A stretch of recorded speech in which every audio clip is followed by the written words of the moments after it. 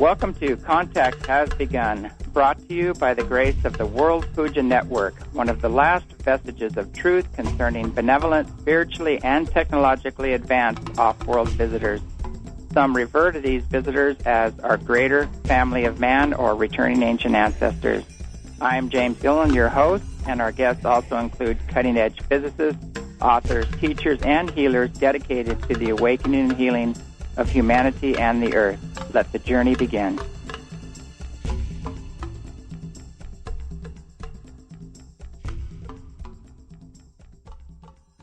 Greetings, this is James Dillon with World Puja. We've got another great show. We've got Neil Kramer, and he has a great topic, the void in the ultra soup. Neil Kramer is an English writer, speaker, philosopher in the fields of consciousness, metaphysics, shamanism, and ancient mystical disciplines.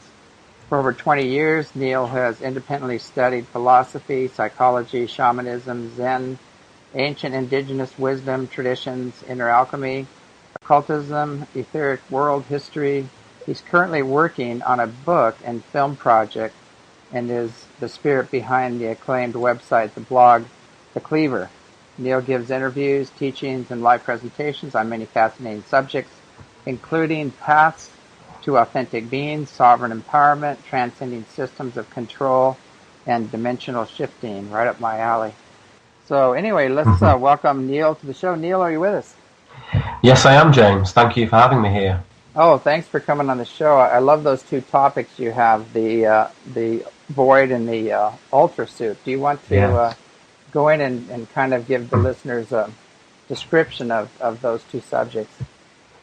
Sure, yeah. Well, I think in choosing those two words, I just chose something that represents really what is something that everybody is presented with in this life, which is a choice, quite a fundamental choice. And the void is something that, as we'll go into, is what presents itself when we choose not to engage with life and not to engage with the transcendent journey of life and just kind of drift through it, which from an extremely sort of zoomed out perspective is not the end of the world, so to speak. Drifting through life, it just is a very, very, very slow way of proceeding.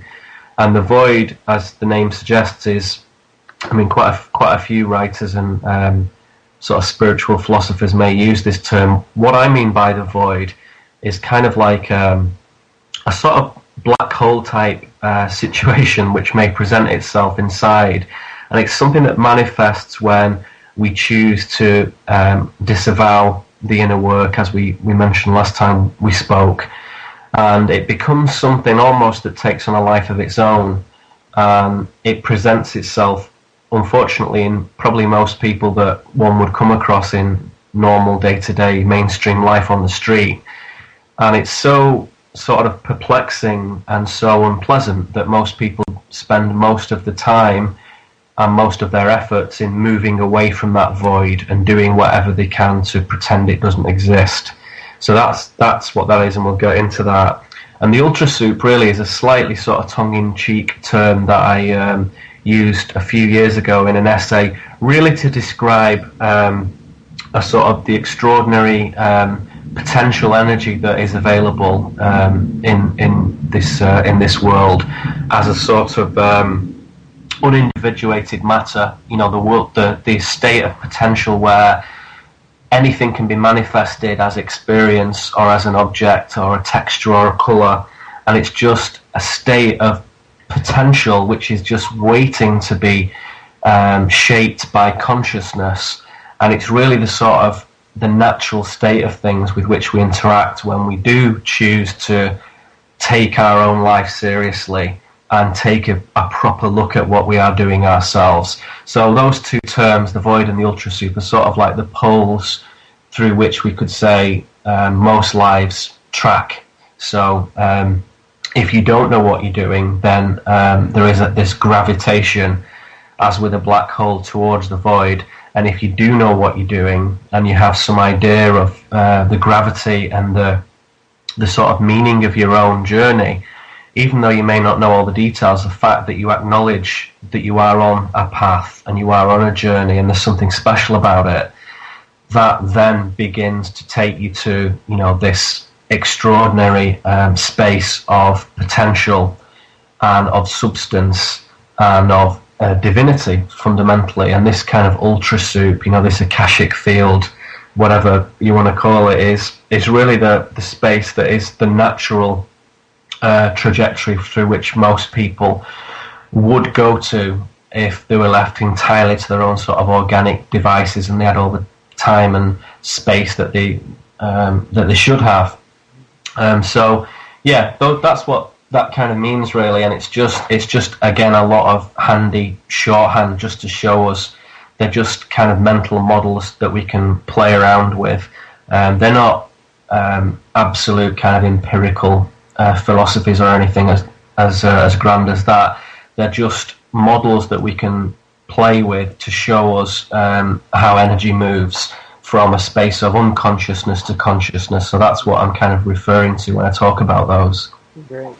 The other day I just actually got back from Shasta, and I had to do 3 lectures right in a row, and wonderfully enough, there were some very awakened people that came to this event, so I could really get into depth on a lot of the issues. But I noticed when I left and I got out into the mainstream, I would see people walking around doing their everyday life and social consciousness, and they did seem like they were in this void, and there was no love or joy or no depth.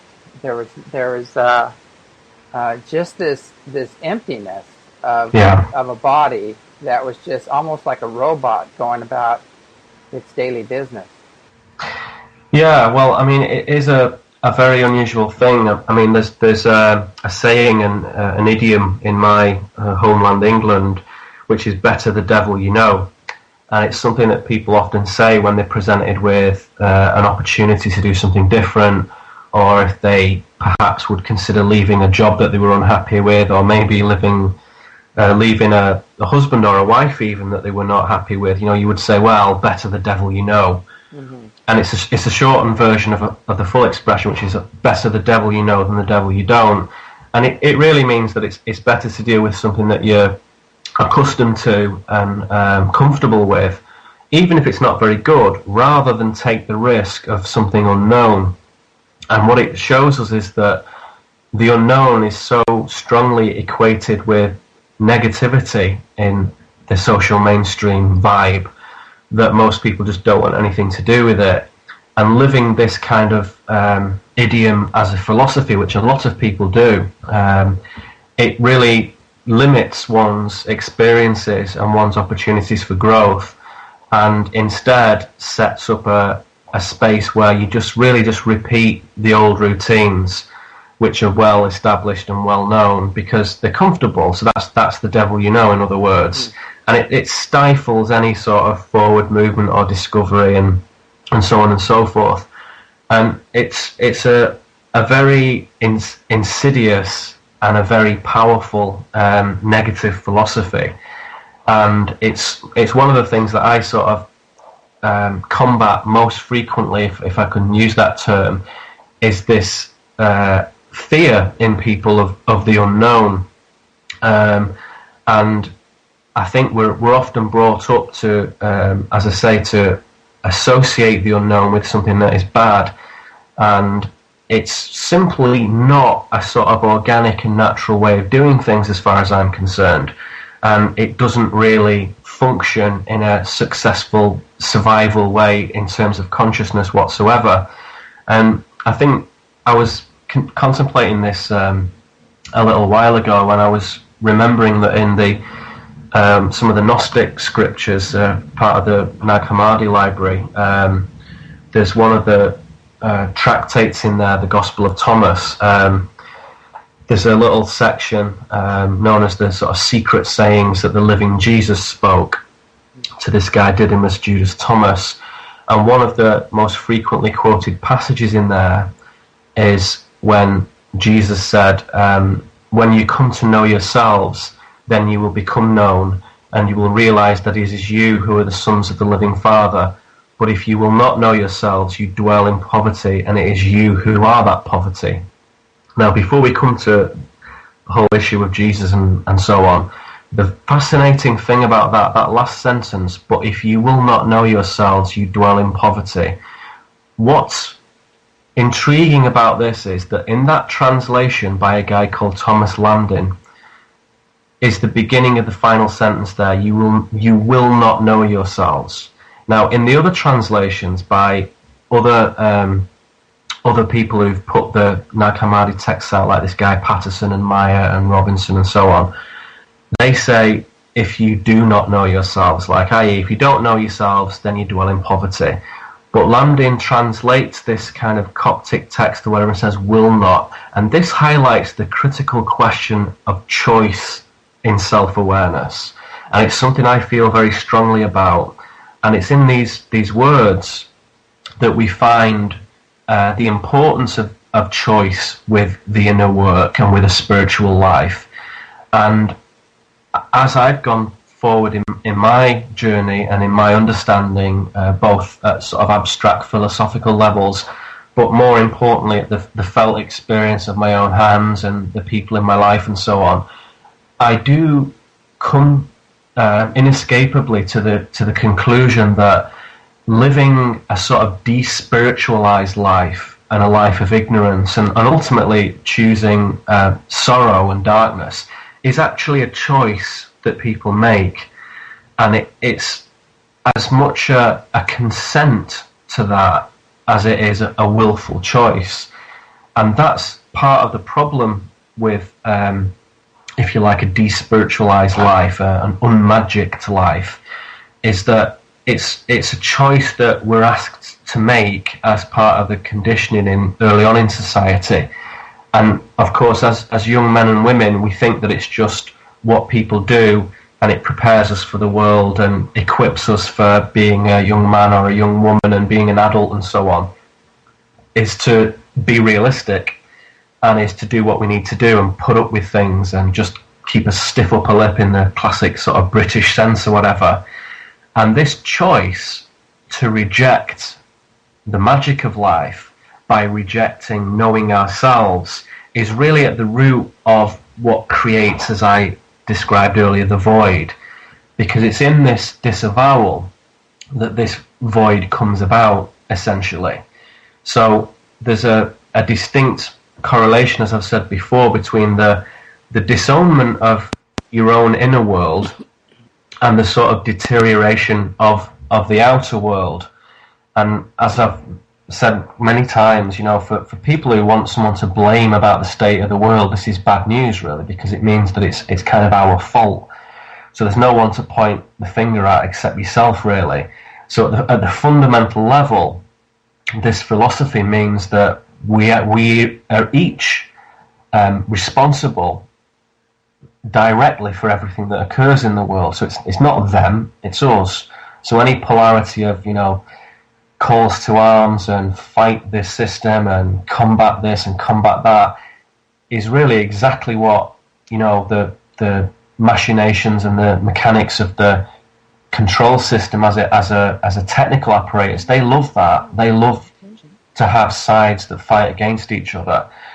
So it's important to contemplate that this left-right, capitalist, socialist, good, evil debate is an entirely sort of fake dichotomy and a real magician's misdirection, a sleight of hand that is put upon us to show us that there's nothing going on, and you can either choose one side or the other and just concentrate on that. But the fundamental starting point for change is to understand that to know something, we must first know ourselves, and to heal something, especially when we look at the state of the planet today, we must first heal ourselves, and that's where it all comes from. So that the sort of cosmological cause and effect emanates from consciousness. So this is the ultra soup side of it, the higher dimensional side of it, where the state of things is waiting to be shaped by consciousness. And that soup element of it is just like a little mental image to suggest that it's in that state of, viscosity or whatever, waiting to take form. So it's extremely important to understand that what we talked about last time, the inner work and healing oneself and working on oneself, it is the starting point really for creating a platform to say, if you do want a life that is more fulfilling and more exciting and more rewarding, then it's important to clear house and to do some kind of rewiring. But more than anything is to make to take the decision, make the choice to say, I'm going to take my existence seriously, not in a particularly solemn way. One doesn't have to walk around with a grave look on one's face as a sort of, Nietzschean philosopher necessarily, but to take it seriously in the sense that it is a very important project. It's a very important art project, and it's the thing we are here to do in a sense, and it has significance and it is substantive. And I think a lot of people really don't feel that about themselves. Certainly in the mainstream, they definitely don't. But even in the alternative communities, the spiritual communities, a lot of people understand at an intellectual level what this means to the journey and transcendence and philosophical, spiritual movement and so on. But they don't actually feel it. They don't feel it in their bones and in their heart. And again, a realization I've come to, and this is a funny one to say really, but I must say it because I feel it is real, is that the difference between just thinking something and thinking, yeah, well, I know that, but I don't really feel it. The reason people don't feel it is because they actually don't really want it. So a lot of people are not quite ready to commit to the decision to lead a spiritual life, because at the sort of, I don't know, maybe genetic level, there is an understanding that once you embrace that, it changes things fundamentally, and all the routines and friendships and associations and systems of normal life change, period, forever. And most people are not actually quite ready for that. And what they're quite happy to do instead is, put on a kind of groovy t-shirt and go somewhere for a course or read a special book or have a few conversations and, drink some green tea or whatever, and play around with the edges of it and do the things that look like it. But actually, it's not an internal commitment. They're not making the choice. So to feel it, you actually have to take it into your hands and go with it. And that is something, again, that I would suggest a lot of people are not fully prepared to do. And that, again, is this gravitation of the void, to say that is such a strange thing to contemplate. It's such an emptiness that the irony is that you can disguise that and escape it by filling your mind with all the accoutrements and all the accessories of enlightenment without actually doing it itself. And that is something that has been acknowledged throughout the centuries, really, by many teachers and students.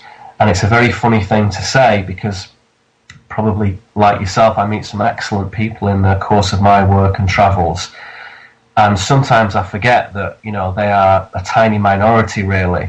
And living here just right on the edges of New York City, the last 5 days I've been right in the middle of Greenwich Village and Manhattan. And I was in the Bronx yesterday. And it's a completely different universe. The void is dominant, and people are spending their time moving away from that in any way that they can, whether it's a busy career or whether it's hedonism and decadent lifestyles, or just despondency is also a strategy to keep away from the void, because you're so miserable, so damned miserable, that overtakes the fear of the void and of this, disownment of the spiritual. And it is funny.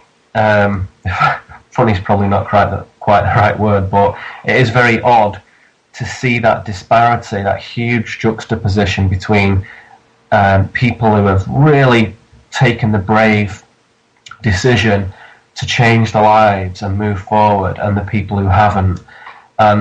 Almost without exception, whenever I come across the people who have taken the decision, it's kind of surprised them what a deep effect it's had, because it does change everything. It changes your relationships with your family, with yourself, with your body, with your sexuality, with your food, with your music, with everything, completely everything. And it's kind of like a roller coaster ride, and once you start it, you cannot stop it. It just sets off. And that's why I have such an incredible admiration for anyone who chooses to do this crazy thing, because it takes a lot of courage and a lot of commitment. And that's why there is a tradition in the spiritual field that anybody who's doing this, as far as I'm concerned, always deserves supporting and deserves acknowledging, because that's one of the things that makes it all worthwhile, that when you're doing this thing, you can be seen and you are recognized by other people who are doing it, that you are seen and respected for what you're doing. So I think that's very important. Now this thing, we're talking about kind of being authentic and observing yourself and how you're interacting with others, and also observing, your stuff when it comes up. Is there more to it than that? Well, yeah, I think, as I say, the starting point is a decision to just kind of sit back from the hubbub of everything, whatever that is, whether you're a busy father or you're a student or you're in the ashram or you're in your car or wherever you are, whatever you're doing, whatever you look like, it doesn't really matter, but to sit back from the activity of life and actually contemplate what it is that you're trying to achieve, and to ask yourself the question, what am I doing? What am I doing? That's a very, very powerful question to ask yourself on a regular basis. It's certainly one that I remind myself of all the time. And it's a question that cuts through a lot of stuff, because, as I say, the irony in the kind of, as Alan Watts used to call it, the enlightenment game, is that even though this is one of the purest pursuits, as we might say, you can still get caught up in the paraphernalia of it. So you can be so busy speaking or touring or writing books or making movies or doing television or whatever, that you actually begin to slightly move away from what you're supposed to be doing. So to ask yourself, what am I doing on a regular basis, is a very powerful way to do it. And yes, it does bring questions of authenticity in, because being authentic is really acknowledging the sort of spontaneity, the seriousness, the divinity, the meaning of your own existence, whatever that terminology is for you. The divinity of it, for some people, is a funny way to describe it, but the meaning of your existence is a key aspect to this, and that authenticity is something that we can't really deceive ourselves about, because it doesn't really work to deceive yourself about that. So when you're completely true to yourself, really, really with an open heart and an open mind, you know when you're being authentic to your mother or to your friend or to the bank teller or to the cab driver or whatever. You know when you're being authentic, and you know when you're not being authentic.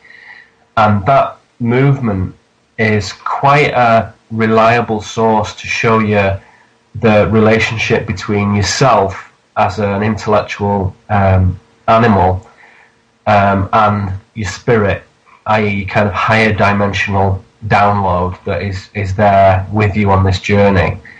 And when those two are aligned, then we have authenticity in what we do. It's a very catchy word at the moment, and just as I start to kind of enjoy using it, it just tips, and now I'm starting to try and use other words because everybody's saying it. But authenticity is key. Spirit is just the old word for it, really. To have spirit in what you do and show spirit in what you do is another nice way of saying it.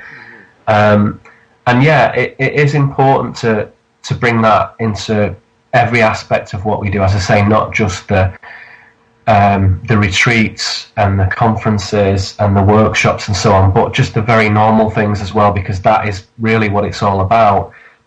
And that's why so many people are so uncertain about making the fundamental choice to be a spiritual being, because it does change everything.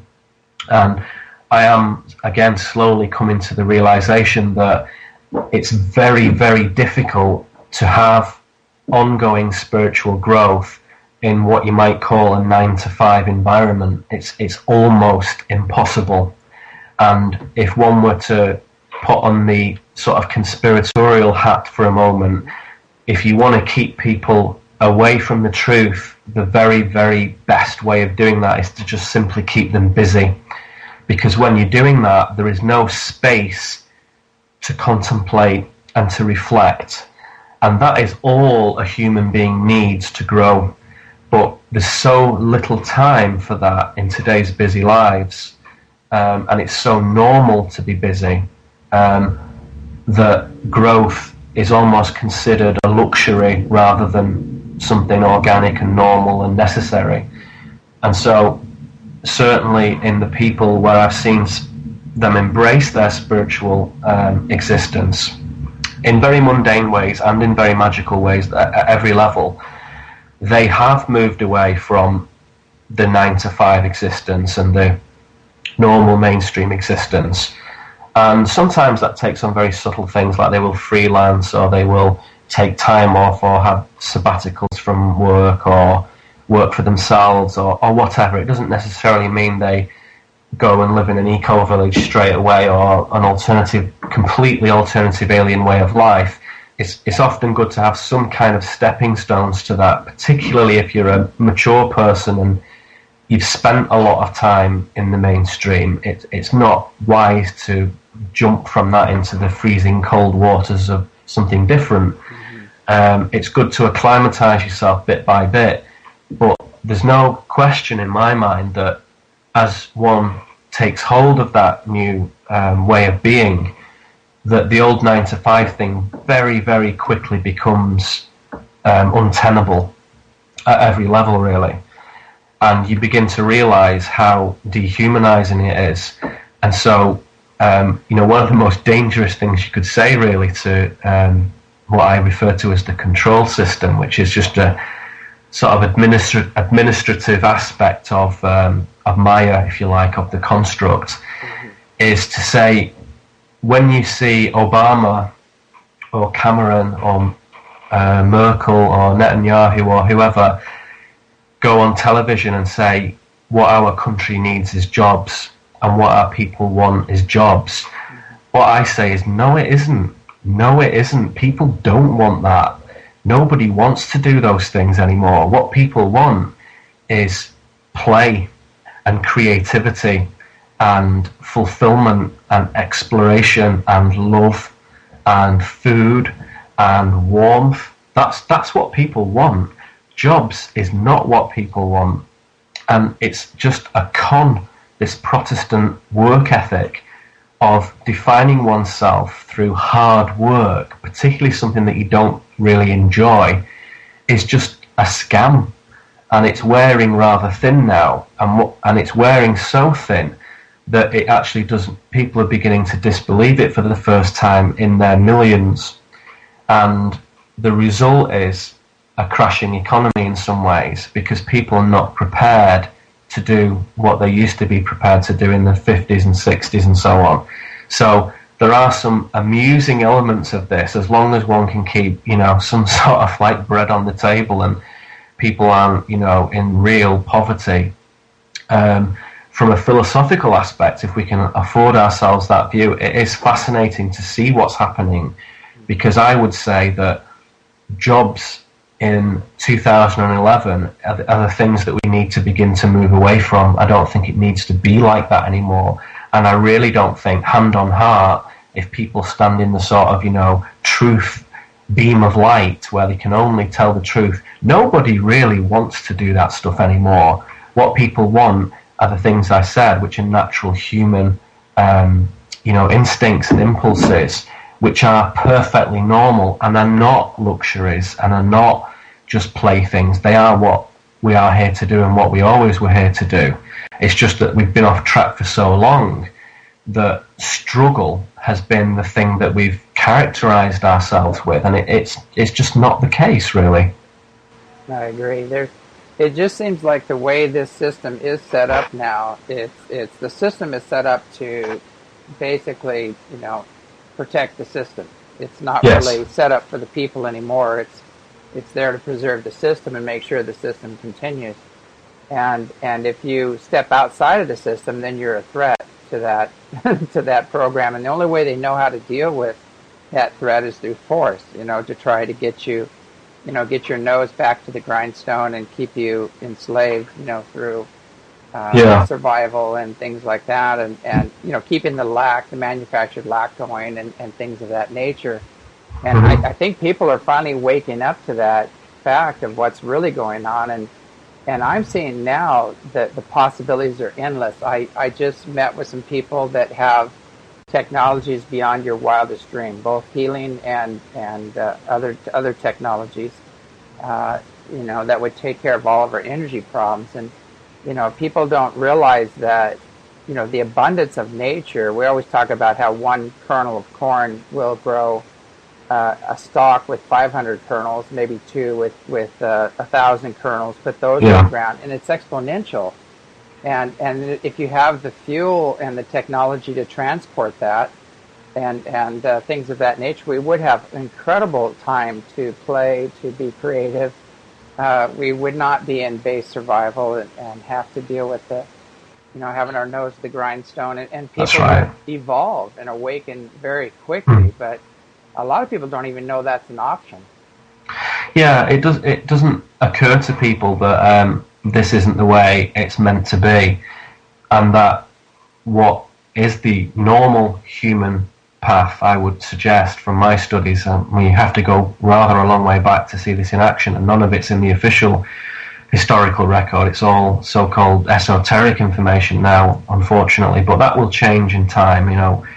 Pioneering revisionist historians or alternative historians, whatever you want to call it, they're the only people who are uncovering interesting human cultures where it wasn't about war and resource management and fear mentality and conflict and all that kind of stuff. There are examples where that wasn't the case, but as I say, it's not in the mainstream historical record, because if it was, then people would cotton on to the fact rather quickly that everything we've seen about these empires dominating each other is all a bit of a charade, really.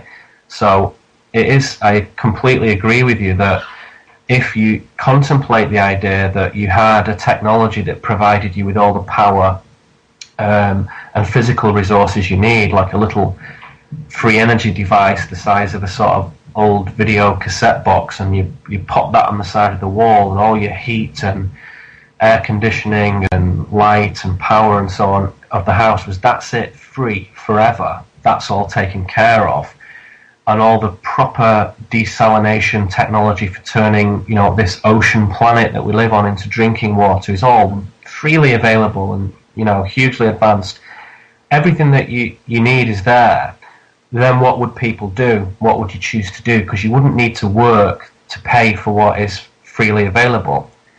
So you would choose to do something meaningful, and you would choose to do something of substance, and you would choose to do something that was inherently spiritually aligned with your own trajectory of growth and of fulfillment and of creative play and of community service and of service to others.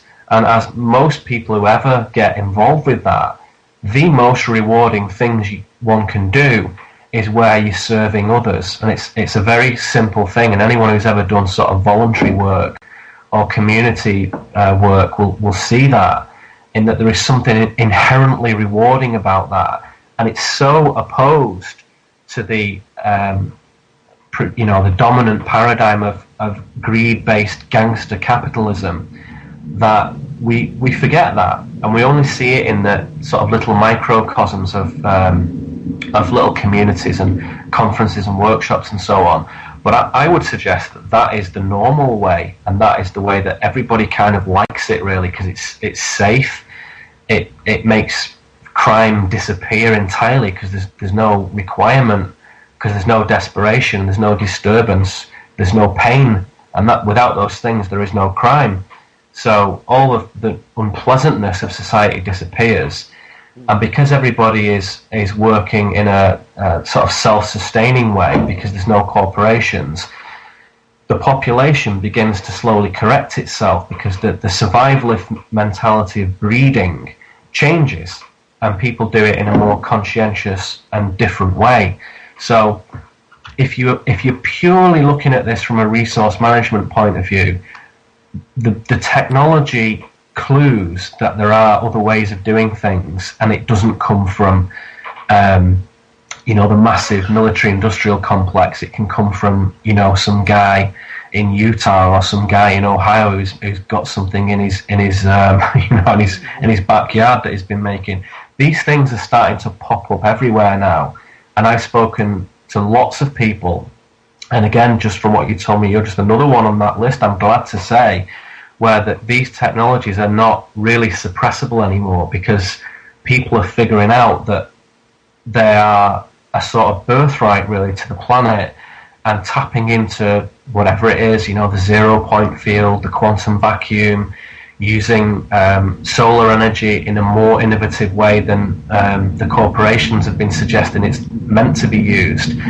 These things radically transform the power base of how things are used. So once those resources are taken care of, let's just imagine that's in motion. Let's be optimistic about that. It may be a little longer than most of us would like it, but that is on its way.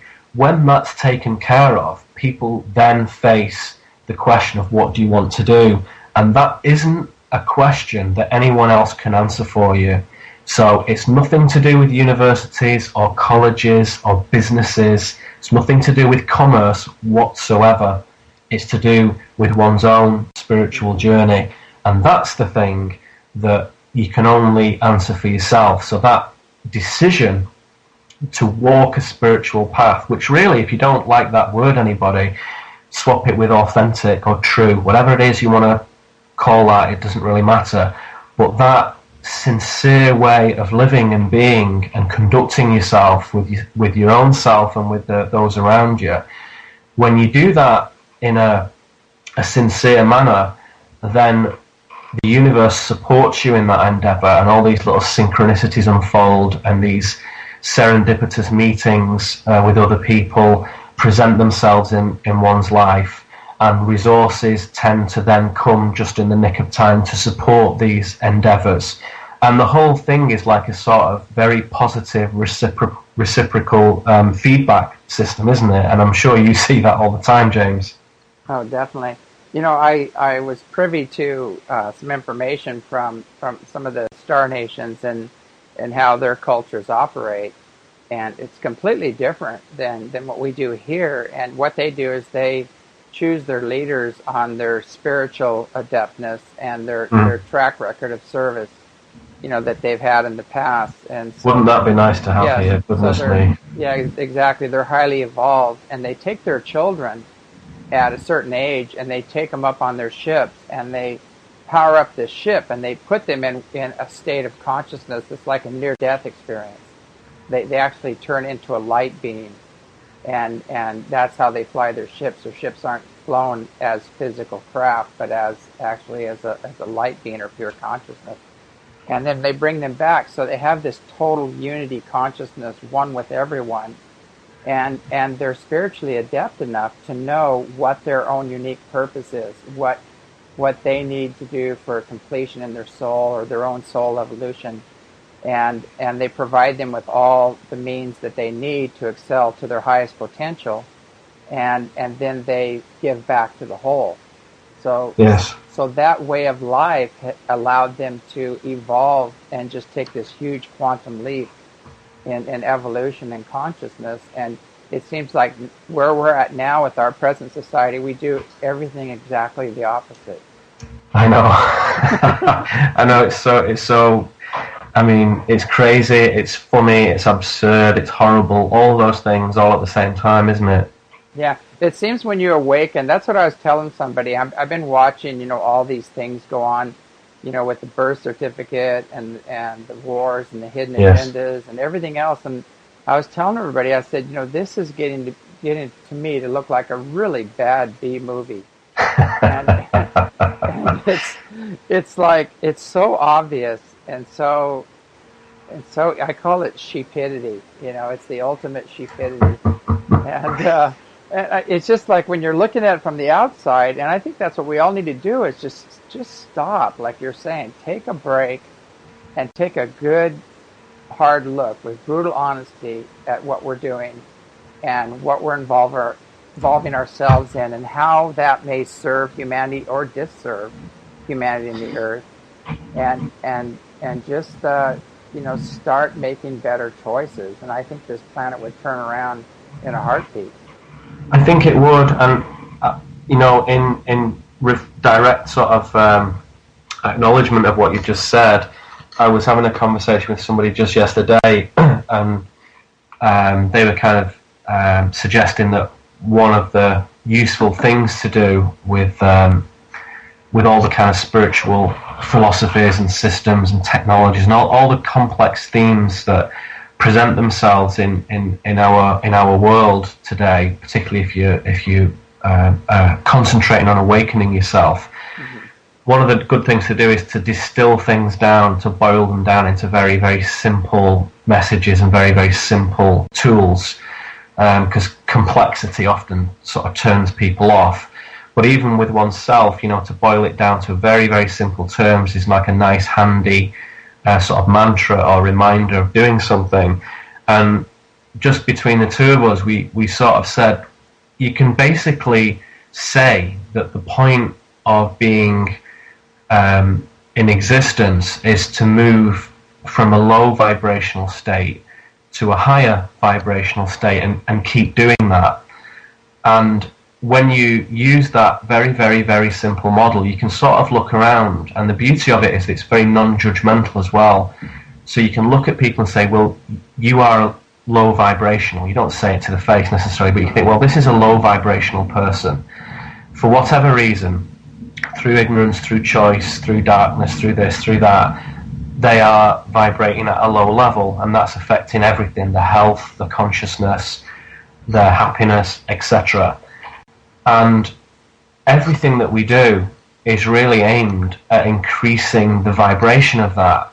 And again, you can't really fake high vibrations. You can either do it or you can't.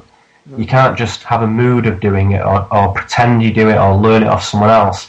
It's very unique how each of us raise our vibration and become more conscious and operate at a kind of finer level, higher fidelity, higher resolution, however you wish to describe it.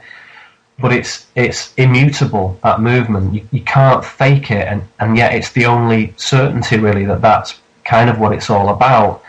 And there are definite thresholds, and this is something I'm going to go into next time I'm with you, I think, James, but there are definite threshold experiences that when you meet a certain level of vibration, you become capable of something that used to look quite extraordinary. And I think that's the secret of a lot of the history on Earth, that a lot of the feats of telekinesis, or psychokinesis as they call it these days, and telepathy and so on, and teleportation, and all that stuff that seems so paranormal and strange and off-world, is extremely normal, but not at a low vibrational level. And in order to be able to be clear and pure and clean enough to be able to do it, sort of ethically and consciously, you have to have a certain vibratory level achieved, and you can only do that the long way, by your own hand, by your own hard work. You can't necessarily cheat on that and look at someone's exam paper and copy their results, because it's unique to everybody. That's the beauty of it. And that's what's happened. So what's gone wrong on Earth is that there are certain conditions set up, and a lot of teachers have shown this again throughout the millennia. Certain conditions were set up to keep the vibration low, and all the bad stuff is really just reflections of that. And the only way to change that is to change that vibration. And if you want to look at it physically, metaphysically, chemically, spiritually, whatever, again, that terminology, we're just talking about a higher resolution of reality, really, a higher resolution of awareness. And it's the difference really between, you could say, something that is sort of dark and thick and something that is light and fluid. And it is the difference between beautiful, uplifting, elevating music and, you know, dark, depressing, you know, atonal music or whatever. So there are moments where swings between those things are important, and the shadow and the light and conscious and unconscious are aspects of the same thing in a sense, the solar-lunar connection.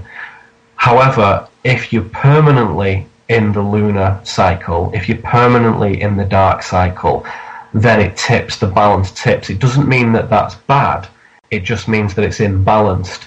So that's the problem, that we need to correct that balance by, for the moment, concentrating purely on the higher vibrational energies, because that's the thing that will tip the scales back to the point of equilibrium. So we can't just ignore negativity. That's foolish and very, very short-sighted.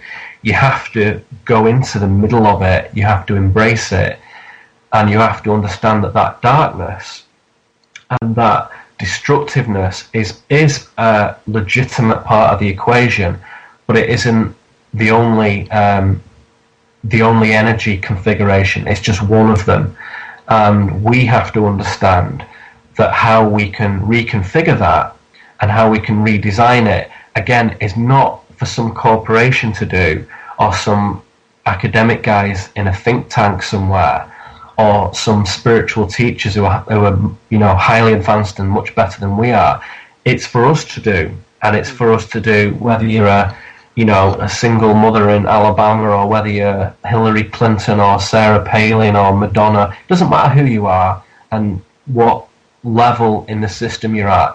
Everybody has the same responsibility, and it's not for anybody to choose to disown that, because as you do make that choice of disownment and, oh well, I'll postpone my spiritual adventure until another time when I'm ready, which is what most people do.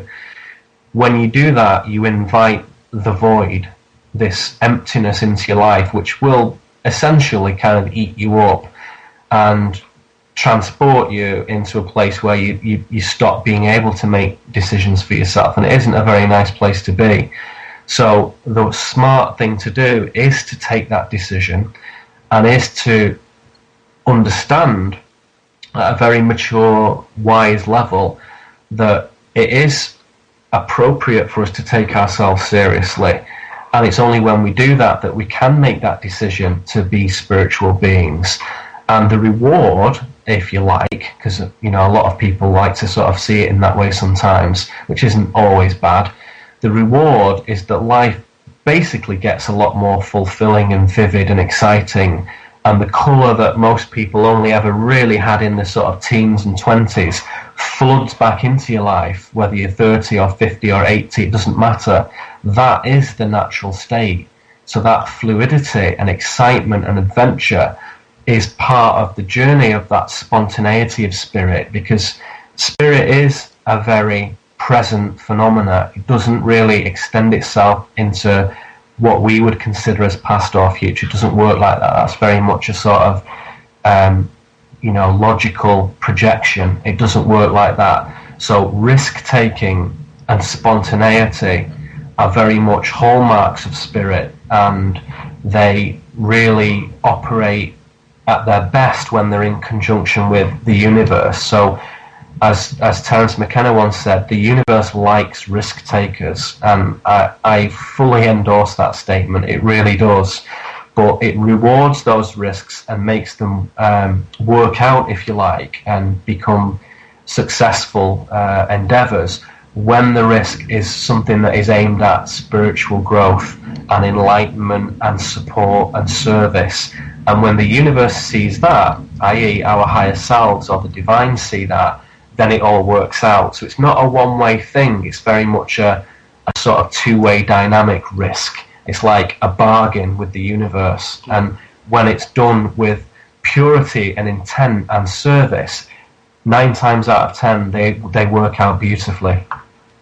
Yeah, I'm hoping for that because I've taken quite a few risks and been very spontaneous, and Good on you. Good on you. yeah, and so far it's worked out great, but I've kind of hit a wall here, which we're getting through.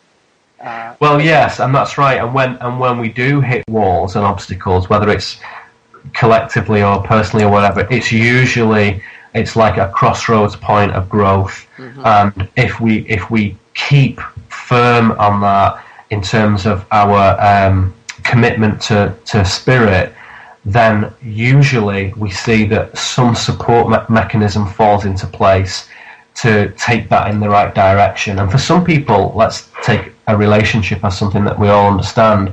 It might mean moving away from somebody forever, which you thought would be disaster, which actually is what has to happen. For somebody else, it might mean meeting somebody who you always wanted to meet, very, very special. So whatever those kind of earth-shattering massive things are, whether it's in business or finance or health or relationships, always these things are of a spiritual nature.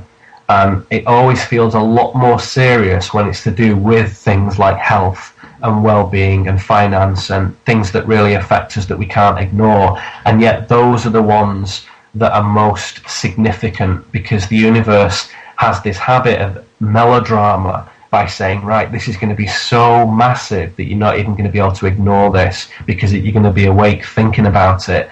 And those little crises that we all come across in our lives, still, that is where the lesson is, that is where the growth is. And if we can just keep that dual dimensional view of dealing with it as a sensible adult, but also dealing with it as a spiritual adventurer, and get those two things working in parallel at the same time, in harmony, then usually you can move through them. And we all make mistakes, and crumbs, I certainly do when I go about my business.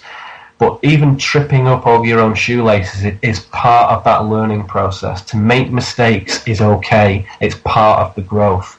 So, yeah, it's definitely a sign that the adventure continues when there are always, new twists and turns in the path. Just plain sailing really isn't part of the game here, as far as I can see. It's always something going on. You never really get a vacation while you're here. That's what I have learned, I tell you. Yeah, I agree. Yeah, it seems like somebody was talking to me once about the chaos, and he's going, so how's your life? Everything going great? And they're going, yeah, everything's smooth, everything's going great. And he goes, too bad. He said, that's excellent. Yeah, he said, you're not evolving, you're not learning anything. You're just, you're just cruising through and doing whatever needs to get done, and so, if you're not being challenged, or if you're not challenging the status quo or social consciousness, it seems like, it's very sad you've fallen back into the stupidity program or the. Well, that's where we have to have this warrior attitude, and again, just whether it's at a philosophical or a very personal, banal level in the little things we have to take care of in our lives. That's significant. So the warrior attitude is important to be able to sort of face the universe and to face conflict and to face negative inorganic beings and to face our own demons and challenges and say, come on, man, bring it on. It's like something that is smiled upon, really, and something that is supported. And even though it can be a struggle, and sometimes you just throw your hands up and think, crumbs, is it worth it? When do we ever get to rest? Mm-hmm. You don't get to rest while you're in the training exercise, really, and on the assault course, and that's what we're in the middle of. Mm-hmm. So the rest and the relaxation and the vacations, they come a little bit later, but for now, we're right in the thick of it, and that's how it has to be. So the warrior mentality is important and is significant on this spiritual path. And the old Castaneda books from the 70s would go on about this warrior thing. And, I certainly understand why Castaneda chose that language, fictional or otherwise, to describe his sort of sorcerer's apprenticeship, because that is precisely the mentality that is appropriate for meeting these challenges head on, day after day after day. Oh, I agree. It's funny, you're talking about the word alien, and after my own awakening, and I'm still under that process, it seems like, but it was interesting because I knew I had a choice. I said, okay, I can either just go back into society and what I was doing and everything else, which was not an option, because I saw it for what it was and the frequency of it and everything else, or I can go create another space where I can invite other aliens to hang out, and people that are of like mind, to move forward in their own evolution. So I decided to take that journey, which was a much easier path, it seemed like, because boy, I was going nowhere the other way, and it just seems like I couldn't function anymore in society. I had to actually completely step out of society. That's right. Get out in nature for a while and get grounded and in this new reality, and then once I was grounded in it, then I could deal with it more as a warrior, or with my feet on the ground, knowing this is right, this is the way I want to live, and I'm not going to be absorbed again by the beast, by the social. Well, that's right. It's so, I completely empathise with everything you've said. It's so true, and even to risk people saying, "Oh, crumbs, Gilliland, he's freaked out. Kramer, he's freaked out. What on earth's happened? He used to do this, he used to do that, and it was all so cool, and now he's doing this. Oh my goodness, that has to happen. That has to happen. You have to step off the train totally, get off it, watch it disappear into the distance, and stand there and scratch your head and look up at the sky and think, what the hell am I doing? If you never think that, you're doing something wrong. That's important to know, that you are in a place of total and complete, disequilibrium, to be in a state where the harmony is shattered. There are no routines. You don't know what you're going to be doing in a month's time. That is good. That is a good thing, and it is part of the spiritual journey. And particularly in a society that values routines and predictability, it really does require a lot of guts to shove yourself into that kind of environment. And I've been in it, and I can tell from what you've just said that you have too. I think everybody goes through some level of that, and I think it's part of the traditional initiatory aspect of the spiritual journey to say, whether it's Buddha or Christ or many sort of Druidic and Celtic sages, to say you have to turn your back on the old way in the most undeniable and the most sort of implacable faith, to say, right, I am going to do that. And goodness, the universe really tests you when you do that. And it does it from a position of compassion and love ultimately. But early on, it sure feels like you're on your own with it. But I can say from my experiences, you're never on your own. And that's the wonderful thing about this. You're always supported in that. But that transition point, what you're talking about here is transition. That shift from one paradigm to another is very common to everybody who goes through this process, and is something that whenever you hear that story from someone else, you can just look into their eyes and you can see the light capture their eyes in a certain way, and you can just smile at them and think, I know exactly what you're talking about. And everybody knows what that smile means because we've all been through it.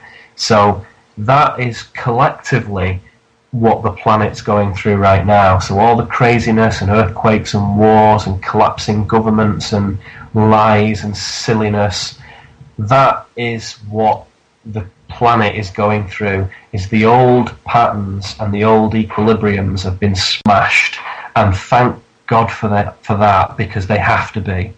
And it's only from that position of seeming chaos that a new, better system of energy can arise, one that is organic and free from the sort of synthetic toxins and rubbish that, has characterized it for the last sort of few millennia. And I am extremely optimistic about this, because I think that at a very, very fundamental level, most people now are not in a position to kid themselves anymore. And I think those who are still adamant at their own self-deceit will basically disintegrate themselves at a sort of spiritual level and just go back into the big recycling bin, and good luck to them and hope something good comes out the other end.